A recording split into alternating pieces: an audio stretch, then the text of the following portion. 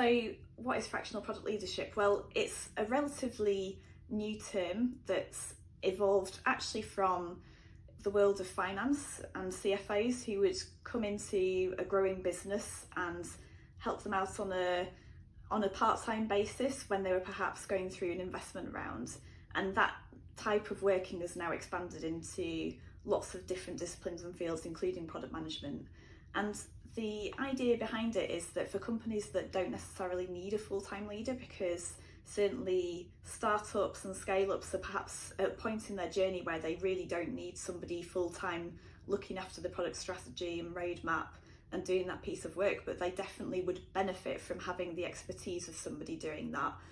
For some of the time, it means that they can actually have that leader on a part-time basis. The leader will sit within their management team, within their executive team, and help steer that product strategy, help them actually formulate that, help them perhaps shape the team, bring in a new product team and set up those processes at a time when they don't need somebody doing that full time, because obviously that then offers them a much more cost effective way of getting that expertise without needing to pay for somebody full time. If I look at my journey to becoming a CPO and I reflect upon what I've seen for other people, I think that it's behaviour that's often the next barrier to the next level of leadership.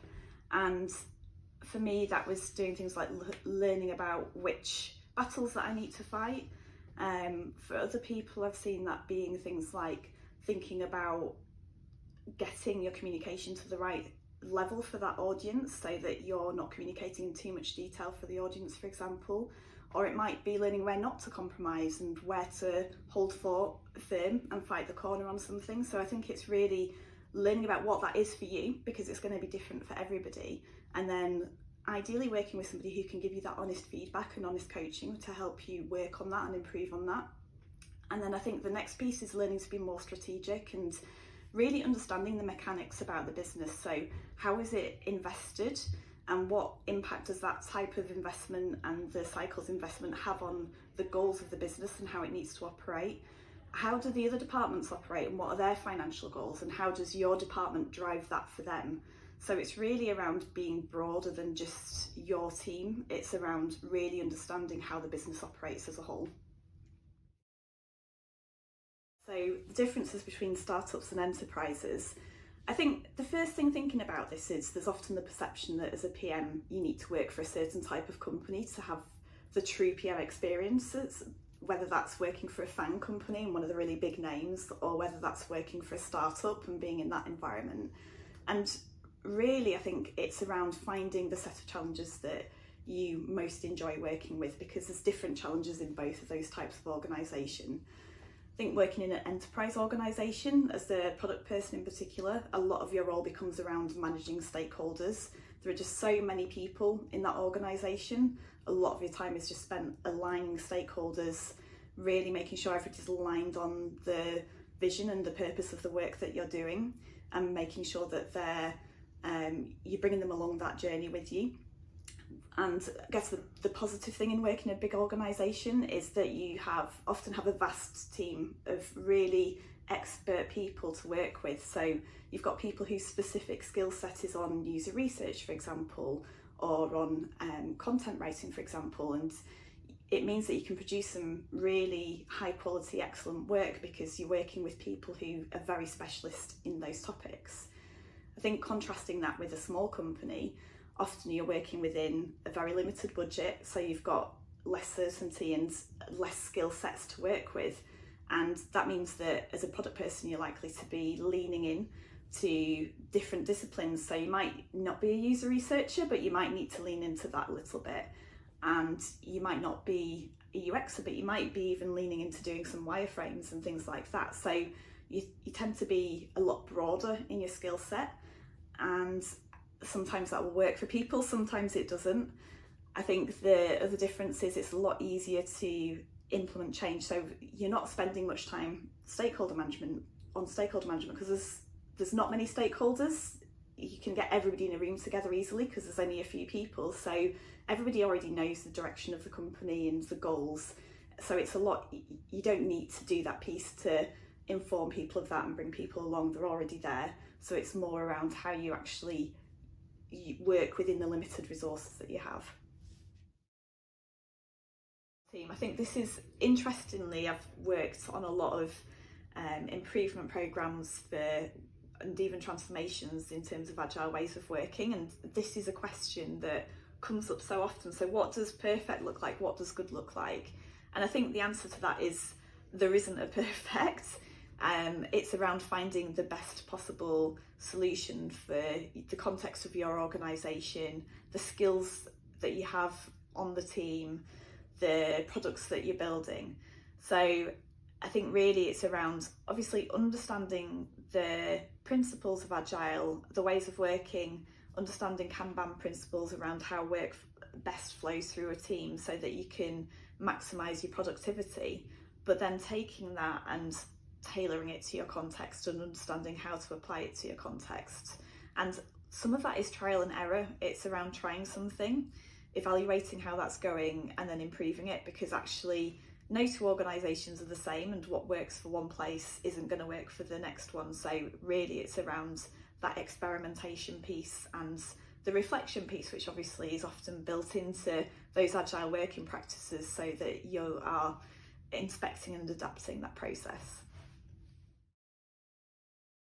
So I definitely don't have a crystal ball, but I think looking at where we are right now, so the economic situation has been particularly difficult for certainly the last year, but some previous years as well.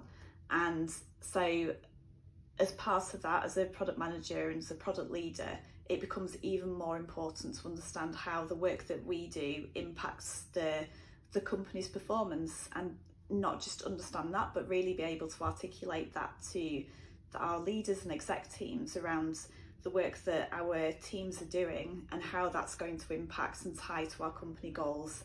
For a lot of companies, that means actually it becomes less about new business at the moment, because winning new business can be so difficult. So it becomes more about retaining the customers that we've got and expanding in the customers that we've got, which can change the focus of product development. So really understanding what it is that your company is aiming to achieve, and then being able to articulate how you're going to achieve that. And I think that's really where the value of product management comes in, and what's really important for us to be doing right now.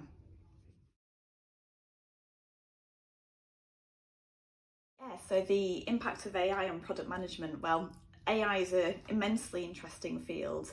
I think it's one where the technology is moving faster than our understanding of the use cases and its need, and so it's really interesting seeing how that's evolving and playing out. I know my team and a lot of people are certainly dabbling in AI right now and finding ways for it to make us more effective at our jobs, generate ideas. And I think as a product manager and as anybody in any role, it's really important to lean into that and embrace that so that you keep your skills current and relevant within the market and within the environment that we're operating in.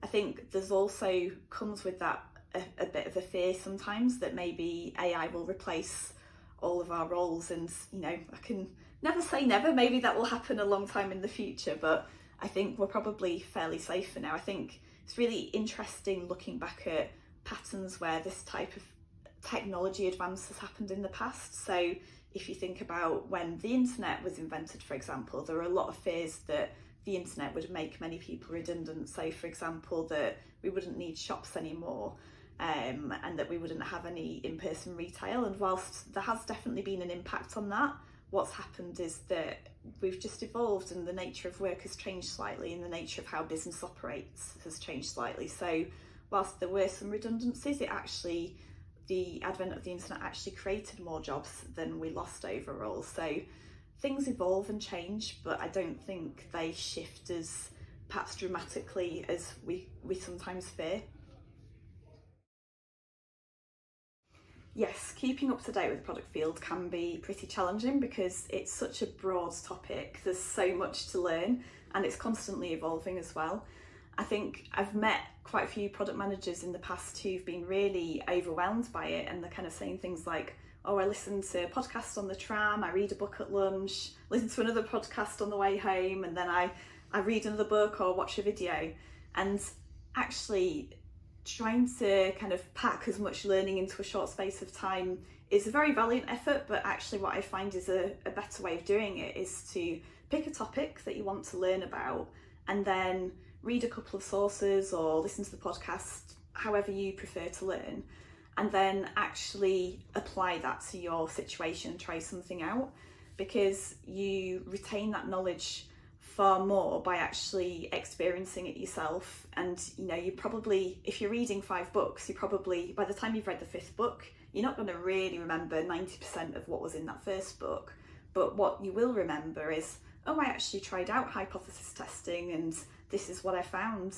Because actually that learning is only valuable if you actually use it.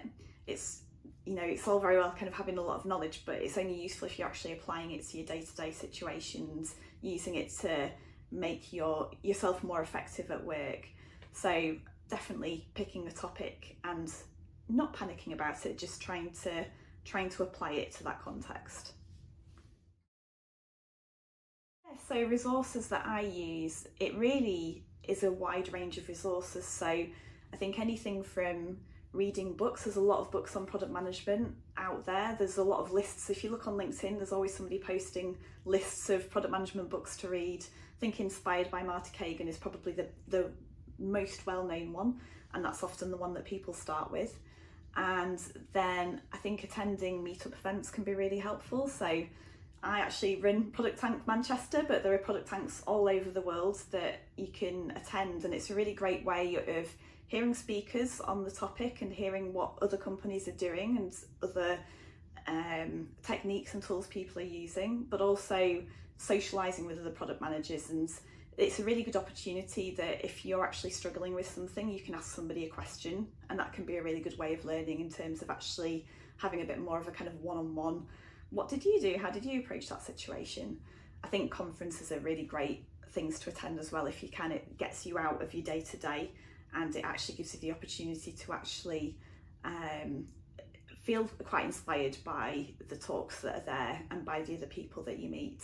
And obviously podcasts are a really great resource as well. There are so many different product management podcasts out there as well. They're a really helpful way to learn, especially if you're on the go. That can be really helpful.